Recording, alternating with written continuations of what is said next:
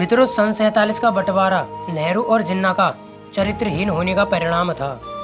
रचनाकार कवि आदित्य बजरंगी। मित्रों, आज आपको बताता हूँ सन 47 का बंटवारा किसकी वजह रही, जो भारत का हुआ सांप्रदायिक बंटवारा।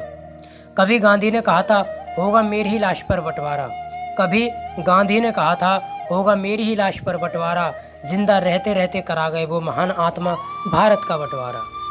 जिन्ना की सच्चाई से आज आपको अवगत कराता हूँ। मित्रों, जिन्ना की सच्चाई से आज आपको अवगत कराता हूँ।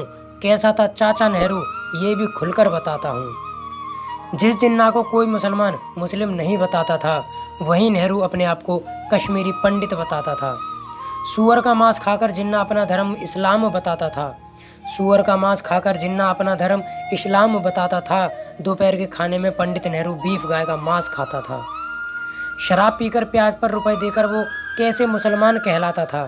शराब पीकर प्याज पर रुपए देकर वो कैसे मुसलमान कहलाता था। बीफ खाने वाला भी अपने आप को कश्मीरी पंडित बताता था।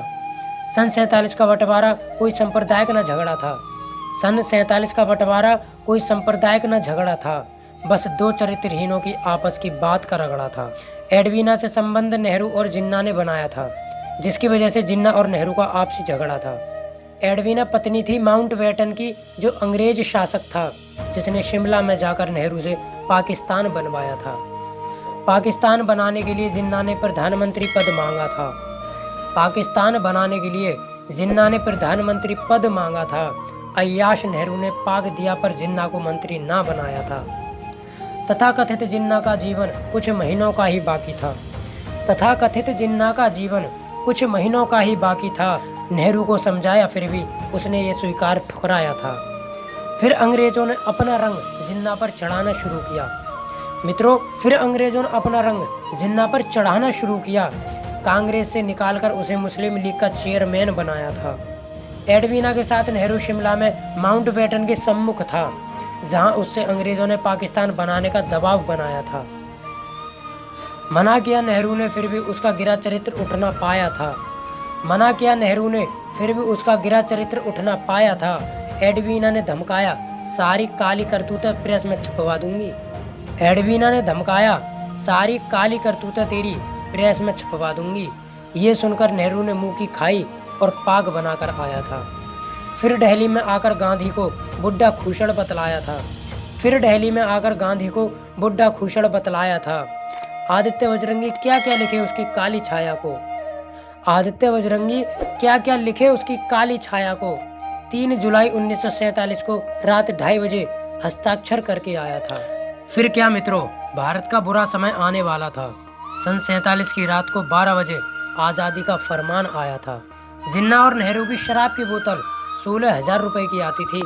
उस समय 1 रुपए भी आज के 300 रुपए के बराबर होता था। उन्हीं दोनों की सिगरेट की गिनती आज मैं आपको बतलाता हूँ। उन्हीं दोनों की सिगरेट की गिनती आज मैं आपको बतलाता हूँ। सिर्फ एक दिन में नेहरू 60 और जिन्ना 72 सिगरेट जलाता था।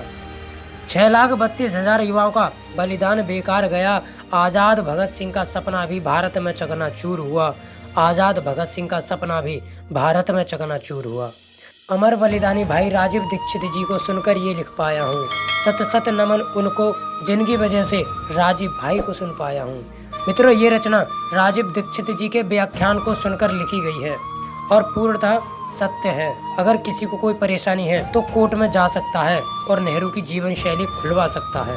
मित्रों, कविता अगर आपको सच्ची और अच्छी लगी हो तो इसे लाइक कर दीजिएगा और ऐसे ही समाज से जुड़ी कहानी और कविता सुनने के लिए हमारे चैनल रजनी स्टोरी क्रिएटर को सब्सक्राइब कर लीजिएगा।